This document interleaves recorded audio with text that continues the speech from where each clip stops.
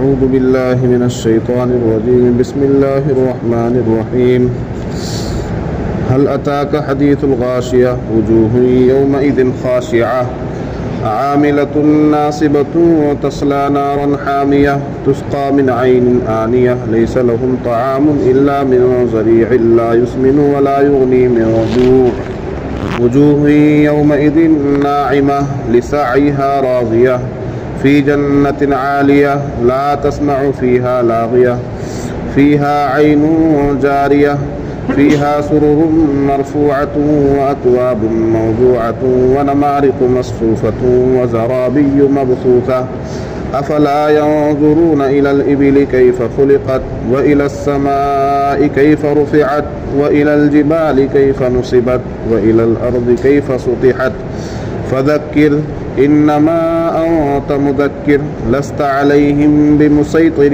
إلا من تولى وكفر فيعذبه الله العذاب الأكبر إن إلينا إيابهم ثم إن علينا حسابهم۔ یہ سورت ہے سورۃ الغاشیہ، جس میں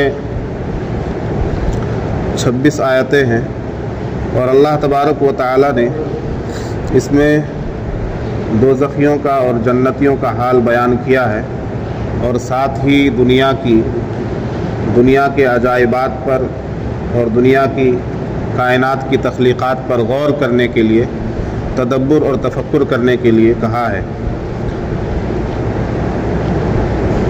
اور نبی پاک صلی اللہ علیہ وسلم کو اس بات کی تاکید کی ہے کہ آپ نصیحت کیجئے، لیکن آپ کا کام صرف نصیحت کرنا ہے۔ اگر آپ یہ سمجھیں گے، کوئی بھی داعی جو ہوتا ہے اس کا کام صرف نصیحت کرنا ہوتا ہے، داعی کسی پر مسلط نہیں ہوتا۔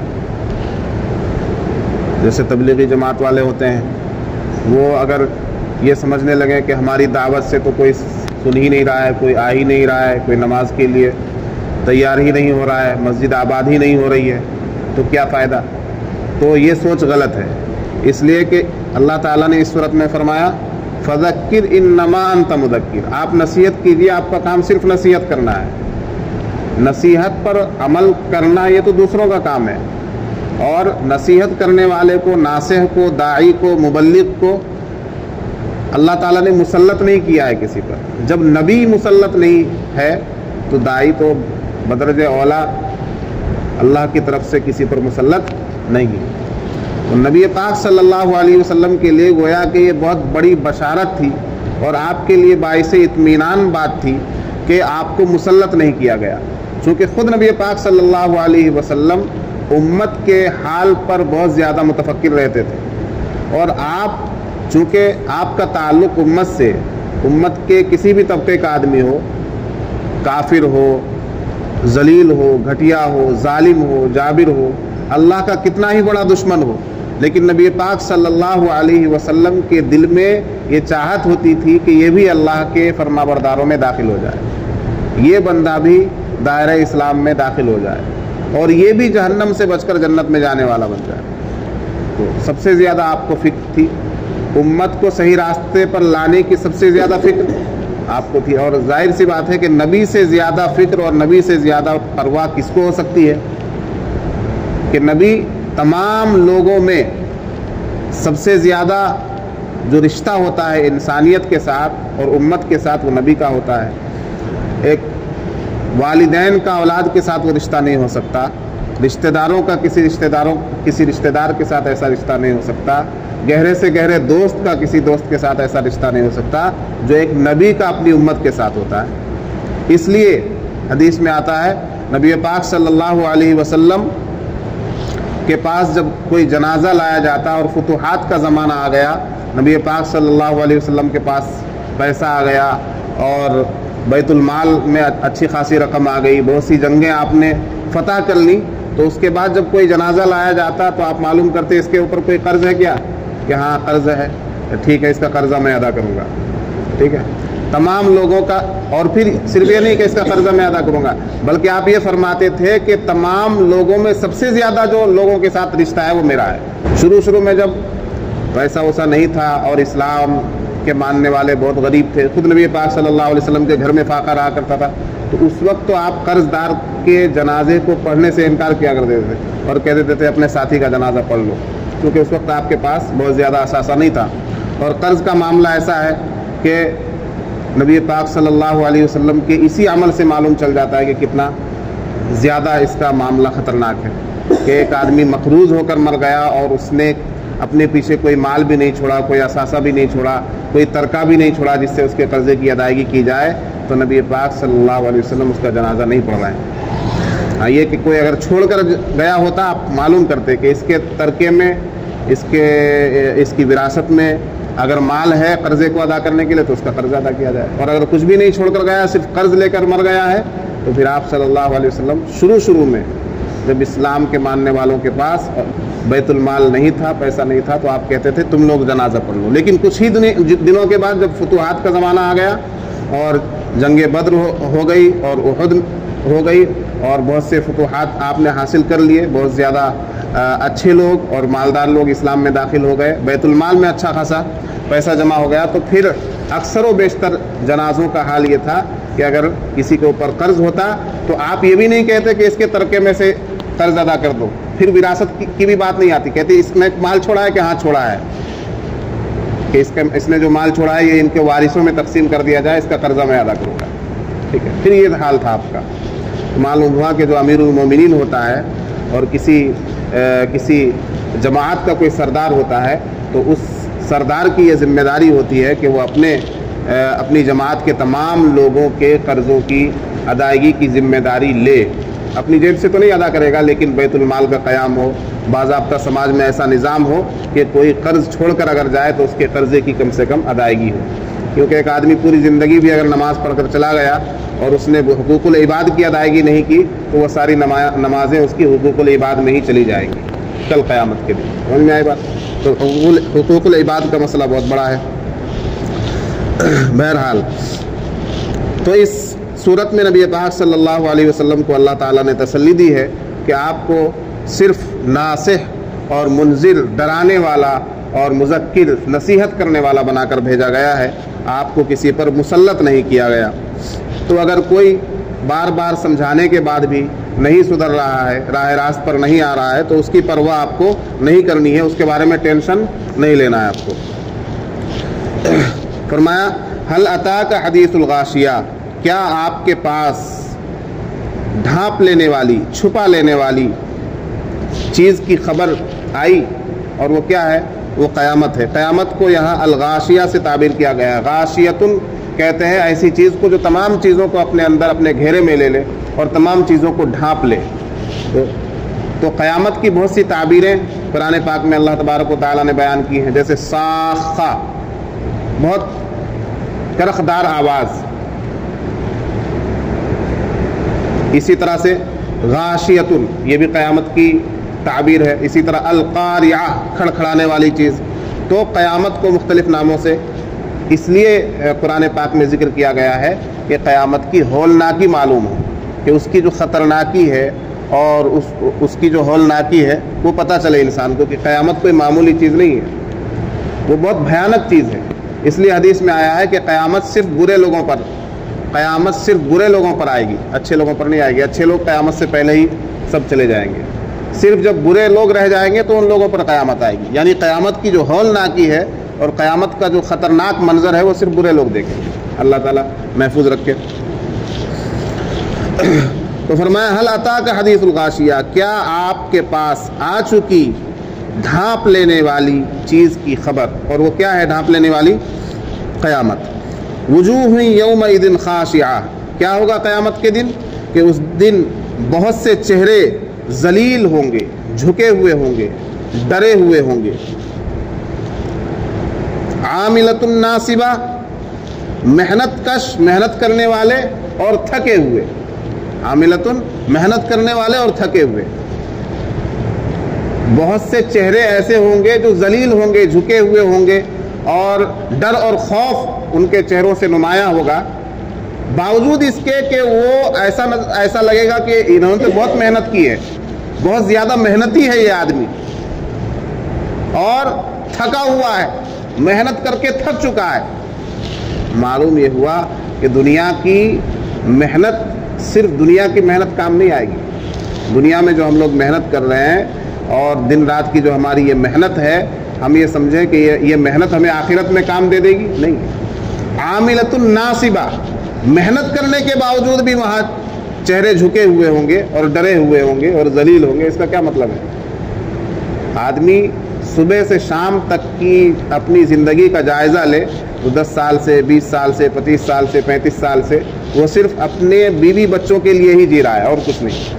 اپنے گھر کی چہار دیواری کے لیے ہی محنت کر رہا ہے. اس کی تمام تر مصروفیات، مشغولیات، محنتیں، مشقتیں، مصیبتیں، سب کچھ وہ اپنے پریوار کے لیے کر رہا ہے. اور اس سب محنت کے بعد، پوری زندگی کے محنت کے بعد رزلٹ کیا آ رہا ہے؟ وجوہ یومئذ خاشعہ، کہ چہرہ جھکا ہوا ہے. کیوں؟ کیونکہ اس سب محنت میں لگ کر، دنیا کی محنت میں لگ کر، پریوار کی محنت میں لگ کر، فیملی اور بچوں کی محنت میں لگ کر آخرت کی محنت بھول چکا تھا. آخرت کی محنت بھول چکا تھا اور آخرت کی محنت سے بالکل کنارہ کش ہو چکا تھا.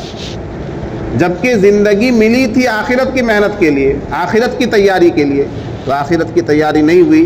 اپنی تمام تر محنتوں کو اور اپنی تمام تر مصروفیات کو اس نے صرف دنیا کے لیے صرف کیا، دنیا بنانے کے لیے صرف کیا. تو اب کیا ہوگا؟ قیامت کے دن یہ محنت کام نہیں آئے گی. آدمی لگے گا تو یار بہت زیادہ کام کر کے آیا ہے. اب بتائیے آپ، اس مزدور سے زیادہ بد نصیب کون ہوگا جس نے پورے دن سب سے زیادہ کام کیا ہو، پورے دن سب سے زیادہ کام کیا ہو، اینٹیں سب سے زیادہ اس نے اٹھائی ہو، سیمنٹ سب سے زیادہ اس نے سیمنٹ کا بوجھ اٹھایا ہو، کسی عمارت کو بنانے میں سب سے زیادہ محنت اس کی لگی ہو، اور شام کو جب وہ مزدوری لینے کے لیے اپنے مالک کے پاس پہنچے تو اس کے چہرے سے ہی نظر آ جائے کہ ہاں اس نے سب سے زیادہ کام کیا ہے، اور پھر اس کو کہہ دیا جائے کہ تم کو کچھ نہیں ملے گا، تم کو کچھ نہیں ملے گا. تو بتائیے اس سے زیادہ بد نصیب کچھ ہے؟ کوئی ہے؟ تو یہ جو ہم لوگ کام کر رہے ہیں دنیا میں، دنیا کے لیے، پریوار کے لیے، فیملی کے لیے، تو ہمارا حال یہی ہے کہ ہمیں مزدوری کا پتہ نہیں ہے. ابھی آگے آئے گا کہ کامیاب محنت کرنے والے کون ہیں. وہ جنہوں نے صرف دنیا کے لیے محنت کی تھی، اور وہ جنہوں نے آخرت کو بھلا دیا تھا، فراموش کر دیا تھا، اللہ کو بھول گئے تھے. ان کا حال کیا ہوگا؟ تسلا نارن حامیہ، دہکتی ہوئی آگ میں ڈالے جائیں گے. تسلا نارن حامیہ، دہکتی ہوئی آگ میں ڈالے جائیں گے. اور جہنم کی آگ کے بارے میں پہلے بھی بتایا جا چکا ہے کہ وہ بہت خطرناک ہے. 3000 برس تک جہنم کی آگ کو دہکایا گیا ہے، گرم کیا گیا ہے. تسقا من عین آنیہ، اور پینے کے لیے جو پانی دیا جائے گا، من عین آنیہ، کھولتے ہوئے چشمے سے پلایا جائے گا. جہنمی کو قیامت کے دن کیا پلایا جائے گا؟ کھولتے ہوئے چشمے سے. اس پانی کی گرماہٹ کا اور اس پانی کی گرمی کا حال یہ ہوگا کہ منہ کے قریب تو کیا، منہ کے کوسوں دور پہلے سے ہی منہ کو جلا کر اور ہونٹوں کو الگ الگ کر دے گا. ایک تو یہ ہے کہ ہونٹ کے قریب لائے تب اس کی گرمی محسوس ہو، لیکن وہ دور سے ہی ایسی گرمی محسوس ہوگی کہ دونوں ہونٹ ایک دوسرے سے جدا ہو جائیں گے اور آدمی کا منہ وہ جل کر اس کی حیت بدل جائے گی. تسقا من عین آنیہ، پلایا جائے گا ایسے چشمے سے جو کھولتا ہوا ہوگا. لیس لہم طعام الا من ضریع، ان کے لیے کوئی کھانا نہیں ہوگا مگر خاردار کانٹے دار جھاڑی کے علاوہ. صرف کانٹے دار جھاڑی، کانٹے دار درخت، جس کو دوسری جگہ قرآن میں زقوم کے درخت سے تعبیر کیا گیا ہے کہ وہ زقوم کا درخت ہوگا. زقوم کیا؟ یعنی بہت زیادہ کڑوا اور بہت زیادہ کانٹے دار، جس کو حلق سے نیچے اتارا ہی نہیں جا سکتا. حلق سے نیچے اتارنے کے لیے اگر وہ پانی مانگے گا تو پانی کون سا دیا جائے گا؟ کھولتا ہوا پانی، جو چہرے کے قریب آتے ہی چہرے کو جھلسا دے. تو لیس لہم طعام الا من ضریع، ان کے لیے کوئی کھانا نہیں ہوگا سوائے خاردار کانٹے دار جھاڑی کے. لا یسمن ولا یغنی من جوع، جو نہ موٹا کر سکتی ہے آدمی کو، یعنی نہ اس کی صحت بنا سکتی ہے، ولا یغنی من جوع، اور نہ اس کی بھوک مٹا سکتی ہے. جس کے اندر جو کھانا پانی وہاں دیا جا رہا ہے اس کھانے کے اندر یہ بھی صلاحیت نہیں ہے کہ آدمی کی صحت بنے اس سے، اور یہ بھی صلاحیت نہیں ہے کہ بھوک ہی مٹ جائے۔ پہلی بات تو وہ کھانے ہی لائق نہیں ہے، پینے ہی لائق نہیں ہے، تو صحت بننا اور بھوک مٹنا یہ تو بہت بعد کی بات ہے۔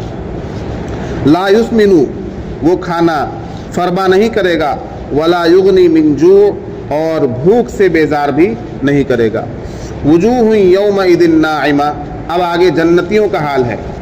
جنتیوں کا حال کہ جنہوں نے دنیا میں رہ کر دنیا کو تو کسی طور پر دنیا کو لے کر چلے کہ چلو دنیا تو گزر ہی جائے گی کسی طور پر، لیکن دنیا سے زیادہ انہوں نے آخرت کی فکر کی، اللہ کو یاد رکھا، اللہ کے رسول کی اطاعت کی، اور نبی پاک صلی اللہ علیہ وسلم کے بتائے ہوئے طریقے پر چلے، اور آخرت کو فراموش نہیں کیا، اور یہ جانا کہ مرنے کے بعد حساب و کتاب ہونا ہے، تو ہم نیک اعمال کریں، اچھائی کے کام کریں، بھلائی کے کام کریں۔ جن لوگوں نے یہ سوچ سمجھ کر زندگی گزاری دنیا کی زندگی، تو ان کا حال کیا ہوگا؟ وجوہ یومئذ ناعمہ، بہت سے چہرے اس دن خوشحال ہوں گے، خوش و خرم ہوں گے، حشاش بشاش ہوں گے۔ لسعیہا راضیہ، وہ اپنی محنت پر، اپنی کوشش پر خوش ہوں گے۔ محنت تو انہوں نے بھی کی ہے، دنیا میں ہر آدمی محنت کر رہا ہے۔ ابھی سورہ بلد کی تفسیر میں گزشتہ ہفتے میں نے بتایا کہ دو طرح کی مشقتیں ہیں دنیا میں۔ اگر کوئی آدمی صرف یہ سمجھ کر زندگی گزارے کہ مجھے صرف دنیا کے لیے ہی کام کرنا ہے، تو اس میں بھی محنت ہے۔ پیدائش سے لے کر مرنے تک اگر صرف دنیا کے لیے ہی کوئی زندہ رہے تو بغیر محنت کے نہیں زندہ رہ سکتا۔ کھانے کے لیے محنت ہے، پینے کے لیے محنت ہے، گھر بنانے کے لیے محنت ہے، شادی کرنے کے لیے محنت ہے، بچوں کے لیے محنت ہے کہ نہیں؟ اور اگر کوئی یہ چاہے کہ نہیں مجھے دین کے ساتھ ساتھ زندگی گزارنی ہے، دین کو لے کر چلنا ہے، آخرت کو لے کر چلنا ہے، تو اس میں بھی محنت ہے۔ تو کون سی محنت کام آئے گی، یہ آدمی کو سوچنا ہوگا۔ لسعیہا راضیہ، وہ اپنی کوشش پر خوش ہوں گے، وہ چہرے وہاں پر اپنی کوشش پر خوش ہوں گے۔ فی جنت عالیہ، اونچے بلند جنت میں ہوں گے، جنت میں ہوں گے، اور جنت کی کیفیت کیا ہوگی؟ عالیہ، بلند و بالا جنت۔ لا تسمع فیہا لاغیہ، ایسی جنت کہ جس میں کوئی لغو بات وہ نہیں سنیں گے، لغو بات، کوئی بیہودہ بات، کوئی بیکار کی بات نہیں سنیں گے۔ دنیا میں تو جو نہیں بھی سننا چاہتے ہیں وہ ہمیں سنائی دے جاتا ہے، کوئی کچھ بھی بولتا ہے، کوئی کچھ بھی کہتا ہے، کیسی بھی افواہات و مغلظات کی آوازیں ہمارے کانوں میں پڑتی ہے اور ہمارے کانوں سے ٹکراتی ہیں، لیکن بہت سی باتیں ہم نہیں سننا چاہتے، وہ بھی ہمارے کانوں تک پہنچ جاتی ہے، جیسے چغلی ہے، گالی گلوج ہے، افواہات ہے، بکواس ہے، یہ سب باتیں نہیں بھی سننا چاہتے تو ہمارے کانوں تک وہ باتیں اور وہ آوازیں پہنچ جاتی ہیں۔ لیکن جنت میں ایسا نہیں ہوگا، جنت میں کوئی بھی بیکار بات سننے کو نہیں ملے گی۔ قرآن میں مختلف جگہوں پر آیا ہے کہ جنت میں صرف سلام کی آواز آئے گی، سلامتی کی آواز آئے گی۔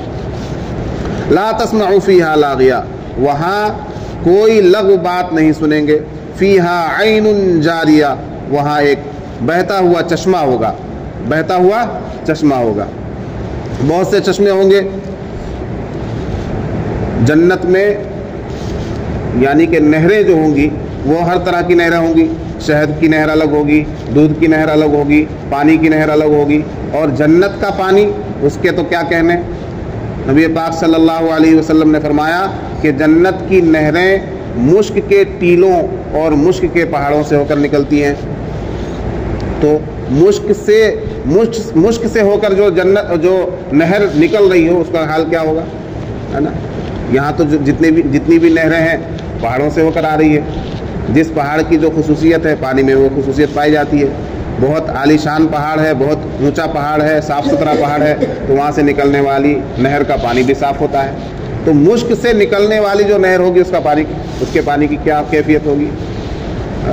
مٹھاس اس پانی میں ایسا مٹھاس ہوگا کہ آدمی اس پانی کو پینے کے بعد یوں محسوس کرے گا کہ جیسے اب ہم کو کبھی پانی پینے کی ضرورت ہی نہیں ہے۔ پیاس بجھانے کی ایسی کیفیت ہوگی کہ ایک مرتبہ پی لینے کے بعد دوبارہ پیاس نہیں لگے گی، آدمی صرف مزے کے لیے پانی پیے گا۔ تو ایسی نہریں جنت میں ہوں گی۔ فیہا سرر مرفوعہ، اس میں بلند و بالا تخت ہوں گے۔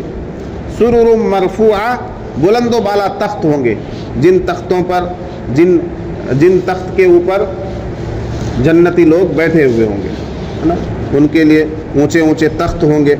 وَأَكْوَابٌ مَوْضُوعَةٌ، اور فنجان ہوں گے، پیالے ہوں گے، آب خورے ہوں گے، لائن در لائن لگے ہوئے، قطار سے پیالے لگے ہوئے ہوں گے۔ ان پیالوں میں آپ اپنی مرضی کے مشروبات پی سکتے ہیں، جنتی آدمی اپنی مرضی کے مشروبات ان پیالوں میں پیے گا۔ شراباً طہورا، جس کو قرآن میں کہا گیا کہ پاکیزہ شراب پلائی جائے گی، تو پاکیزہ شراب کے گلاس ہوں گے، پانی کا گلاس ہوگا، دودھ کا گلاس ہوگا، یعنی ایسا مشروب، ایسا شربت جس کا تصور بھی آپ دنیا میں نہیں کر سکتے۔ دنیا میں اعلیٰ سے اعلیٰ قسم کا شربت آپ بنا لیجئے، جنت کے شربت کی ایک بوند کا مقابلہ وہ نہیں کر سکتا، تو جنت کے شربت کا کیا کہنا، جنت کے مشروبات کا کیا کہنا۔ تو پیالے لگے ہوئے ہوں گے، آپ صرف ارادہ کریں گے اور خواہش کریں گے اور دل میں سوچیں گے، اور آپ کے لیے پینے کی انواع و اقسام کی چیزیں آ جائیں گی، کھانے کی انواع و اقسام کی چیزیں آ جائیں گی۔ وَأَكْوَابٌ مَوْضُوعَةٌ، اور لائن سے آپ خورے ہوں گے۔ وَنَمَارِقُ مَصْفُوفَةٌ، اور نرم نرم تکیے لگے ہوئے ہوں گے قطار سے، تکیے تخت کے اوپر نرم نرم تکیے لگے ہوئے ہوں گے، ایسے تکیے کہ جن پر ٹیک لگاتے ہی آدمی کو نیند آ جائے، آرام آ جائے، سکون آ جائے، راحت آ جائے۔ وَنَمَارِقُ مَصْفُوفَةٌ، گاؤ تکیے، نرم تکیے لائن سے قطار سے لگے ہوئے ہوں گے۔ وَزَرَابِيُّ مَبْثُوثَةٌ، اور مخملی فرش بچھے ہوئے ہوں گے، مخملی فرش، اور مخمل بھی جنت کا مخمل، دنیا کا نہیں۔ دنیا میں تو آج کل الحمدللہ ایسی جو ہے قسمیں آ گئی ہیں راحت و آرام کی اور اوڑھنے بچھانے کی، کہ آدمی بالکل الگ ہی طرح کی راحت اور کیفیت محسوس کرتا ہے۔ لیکن آپ دنیا کی اچھی سے اچھی جگہ میں چلے جائیے اور بہت اعلیٰ قسم کے گدے اور بہت اعلیٰ قسم کی جگہ پر جا کر آپ سیر کر لیجئے اور آرام کی جگہ پر چلے جائیے، اور وہاں جا کر تصور کیجئے کہ جب یہاں دنیا میں آرام کا اور سکون کا اور راحت کا یہ حال ہے تو جنت میں کیا حال ہوگا۔ جنت کا تو یہ ایک جو ہے ایک کروڑ کا ایک حصہ بھی نہیں ہے، کروڑ کا ایک حصہ بھی نہیں ہے جنت کے مقابلے میں۔ یہاں کی کوئی بھی راحت کی چیز جنت کی راحت کا مقابلہ نہیں کر سکتی ہے۔ وَزَرَابِيُّ مَبْثُوثَةٌ، اور مخملی فرش بچھے ہوئے ہوں گے۔ تو یہ جنتیوں کا حال ہوگا۔ تو دوزخیوں کا حال پتہ چل گیا، جنتیوں کا حال پتہ چل گیا۔ اب ہمیں کیا کرنا چاہیے؟ اگر انسانوں کے اندر عقل ہے اور اس کے اندر سمجھنے کی صلاحیت ہے تو وہ خود کائنات کو دیکھ کر، دنیا کو دیکھ کر اللہ تک رسائی حاصل کر سکتا ہے، اللہ کی معرفت حاصل کر سکتا ہے، دنیا بنانے والے تک پہنچ سکتا ہے۔ اس لیے اللہ تعالیٰ نے فرمایا افلا ينظرون الى الابل كيف خلقت، کیا وہ لوگ نہیں دیکھتے اونٹ کی طرف، کیف خلقت، کہ اونٹ کو کیسے بنایا گیا، اونٹ کو کیسے پیدا کیا گیا۔ اونٹ کی تخلیق دیکھیے۔ اب جانوروں میں ایک جانور ہی تو ہے اونٹ، لیکن آپ اونٹ کی جب صفات کو پڑھیں گے اور اونٹ کے بارے میں آپ جو ہے ریسرچ کریں گے، تحقیق کریں گے، تو آپ کو پتہ چلے گا کتنا عجیب و غریب جانور ہے۔ اونٹ کے اوپر جو اس کا کھبا ہے اس میں وہ چربی اس میں بھری ہوئی رہتی ہے، جس سے وہ دیر تک بھوک اپنی جو ہے برداشت کر سکتا ہے اور کئی دنوں تک بغیر کھائے رہ سکتا ہے۔ اسی طرح سے وہ کئی دنوں کا پانی ایک ساتھ اسٹور کر سکتا ہے، ایک ہی مرتبہ میں 100 لیٹر پانی پی جاتا ہے۔ اور ریت پر چلنے کے لیے اس کو ریت کا جہاز کہا گیا ہے۔ تو چونکہ یہ اولین مخاطب قرآن پاک کے عرب لوگ تھے، پہلے مخاطب عرب تھے، تو عرب کے سامنے، عرب کے یہاں جو سب سے بہترین سواری اور سب سے عمدہ ریگستان کی سواری تھی تو وہ اونٹ تھا۔ تو اونٹ کے بارے میں فرمایا افلا ينظرون الى الابل كيف خلقت، کیا وہ لوگ اونٹ کی طرف نہیں دیکھتے کہ اس کو کیسے پیدا کیا گیا ہے، اور پیدا کرنے والا کون ہے؟ اللہ کی ذات ہے۔ تو اللہ تعالیٰ نے جو اونٹ کی تخلیق کی ہے، اونٹ کو پیدا کیا ہے کہ اونٹ تمہارے لیے کتنا سہارا اور نافع اور نفع بخش جانور ہے، تو اس کی تخلیق کی طرف غور کرو۔ اور پھر وَإِلَى السَّمَاءِ كَيْفَ رُفِعَتْ، اور آسمان کی طرف کیا وہ آسمان کی طرف نہیں دیکھتے کہ اس کو کیسے بلند کیا گیا ہے؟ ہم ایک چھت بلند کرتے ہیں، ایک چھپر جو ہے اوپر گھر کے اوپر لگاتے ہیں تو ہم کو چاروں طرف سے پیلر لگانا پڑتا ہے، دیواریں لگانی پڑتی ہیں، کھمبے گاڑنے پڑتے ہیں، لیکن ان تمام دنیا کے گھروں سے جتنے لاکھ گھر اتنے ہی کروڑ کھمبے اور اتنے ہی کروڑ ستون، لیکن ان تمام گھروں کے اوپر جو سایہ کیا ہوا آسمان ہے، اس آسمان کے نیچے کوئی پیلر نہیں، کوئی ستون نہیں، کوئی کھمبا نہیں، اور اللہ تعالیٰ نے پورے آسمان کو اسی طرح سے اوپر روک رکھا ہے، اور ایسا کہ اس آسمان میں کوئی سوراخ بھی نہیں ہے۔ اللہ تعالیٰ خود قرآن میں دوسری جگہ ارشاد فرماتا ہے کہ آسمان کی طرف غور نہیں کرتے، کیا ہم نے اس میں ایک بھی شگاف چھوڑا ہے؟ کیا ایک بھی سوراخ آسمان میں نظر آتا ہے؟ آپ چھت بناتے ہیں اعلیٰ قسم کی، لیکن کچھ سال بعد 10 سال 20 سال 50 100 سال کے بعد وہ چھت ناقابل برداشت ہو جاتی ہے اور اس میں سوراخ نظر آنے لگتے ہیں اور وہ اس میں سے پانی ٹپکنے لگتا ہے۔ تو اللہ تبارک و تعالیٰ نے جو یہ بلند و بالا آسمان بنایا ہے، اس آسمان کی طرف تمہاری نظر نہیں پڑتی کیا؟ جبکہ روزانہ نظر پڑتی ہے، تو غور کرنا چاہیے انسان کو کہ اتنا بلند و بالا آسمان، اتنا چوڑا چکلا آسمان بنانے والی کوئی ذات ہوگی، اور وہ ذات اللہ کی ذات ہے۔ الی السماء کیف رفعت، کیا وہ نہیں دیکھتے آسمان کی طرف کہ کیسے بلند کیا گیا ہے آسمان کو؟ وإلی الجبال کیف نصبت، اور پہاڑوں کی طرف کہ پہاڑوں کو کیسے نصب کیا گیا ہے۔ اتنے اونچے اونچے پہاڑ اللہ تبارک و تعالیٰ نے نصب کیے ہیں، گاڑ رکھے ہیں زمین پر۔ اگر یہ پہاڑ زمین پر نہیں گاڑے گئے ہوتے تو یہ زمین ہل رہی ہوتی، چونکہ پانی کے اوپر تو تیر رہی ہے زمین، پانی کے اوپر زمین رکھی ہوئی ہے۔ تو اگر اللہ تعالیٰ میخوں کے طور پر ان پہاڑوں کو نصب نہیں کرتا زمین کے اوپر تو یہ زمین اسی طرح سے ہلتی رہتی۔ تو کیا ان پہاڑوں کو نہیں دیکھتے؟ اور صرف پہاڑ کا یہ فائدہ نہیں کہ زمین کو روکے ہوئے ہیں، بلکہ پہاڑ میں بے شمار نعمتیں اور بے شمار ذخیرے اللہ تبارک و تعالیٰ نے پیدا کیے ہیں، بے شمار دوائیاں پہاڑ کے اندر ہیں، اور بے شمار درخت اور بہت سی چیزیں پہاڑوں کے اندر ملتی ہیں، اور پہاڑوں سے ہو کر ہی بہت سی جگہوں پر صاف پانی جاتا ہے کہ پہاڑوں پر جو پانی اسٹور ہوتا ہے اور بارش سے جو پانی وہاں پر رکتا ہے اور وہاں سے پھر نہریں جاری ہوتی ہیں بڑی بڑی، تو کیا وہ پہاڑوں کی طرف نہیں دیکھتے؟ یہ باضابطہ جتنی ان 4 آیتوں میں اللہ تبارک و تعالیٰ نے جن چیزوں کا ذکر کیا ہے، یہ باضابطہ ایک علم ہے، ایک سبجیکٹ ہے اگر پڑھا جائے تو۔ افلا ينظرون الى الابل، یعنی اونٹ، اب اس میں ریگستانی تمام جانوروں کے بارے میں آپ پڑھ سکتے ہیں۔ الى السماء، آسمان کے بارے میں آپ پورا پڑھ سکتے ہیں، بہت سی کتابیں ہیں، بہت سے اس پر جو ہے مضامین لکھے گئے ہیں۔ وإلی الجبال کیف نصبت، اور وہ پہاڑوں کی طرف نہیں دیکھتے کہ کیسے نصب کیے گئے۔ وإلی الارض کیف سطحت، اور زمین کی طرف کہ کس طرح سے زمین بچھائی گئی ہے۔ کیف سطحت، زمین کو کس طرح سے بچھایا گیا ہے۔ چنانچہ زمین کی خدمت کو آپ دیکھ لیجئے کہ زمین سے ہی تمام چیزیں کھانے پینے کی وہ پیدا ہو رہی ہیں، چاہے وہ میوہ جات ہوں، پھل فروٹس ہوں، غلہ ہو، اناج ہو، چاول ہو، گیہوں ہو، سیب ہو، انگور ہو، یہ جتنی بھی چیزیں کھانے پینے کی پیدا ہو رہی ہیں یہ سب زمین سے پیدا ہو رہی ہیں۔ اور صرف کھانے پینے کی نہیں بلکہ بہت سی معدنیات وہ بھی زمین سے ہی پیدا ہوتی ہے۔ ہیرا زمین سے نکلتا ہے، سونا زمین سے نکلتا ہے، سونے کی کان ہے، تیل کی کان ہے نا، زمین سے کتنے ذخیرے نکل رہے ہیں، اور کون نکالنے والا ہے؟ اللہ تعالیٰ کی ذات ہی زمین سے تمام چیزیں نکال رہی ہیں۔ تو زمین کو بچھانے والی ذات بھی کون ہے؟ اللہ تعالیٰ ہے۔ اس کے زمین اگر اپنا نفع روک لے اور زمین سے ملنے والا فائدہ رک جائے تو انسان کی زندگی زمین پر اجیرن ہو جائے گی، بیکار ہو جائے گی، وہ زمین پر زندہ نہیں رہ سکتا ہے۔ تو الی الارض کیف سطحت، زمین کی طرف کیا وہ نہیں دیکھتے کہ کس طرح اللہ تعالیٰ نے زمین کو بچھایا ہے، کس طرح زمین بچھائی گئی ہے۔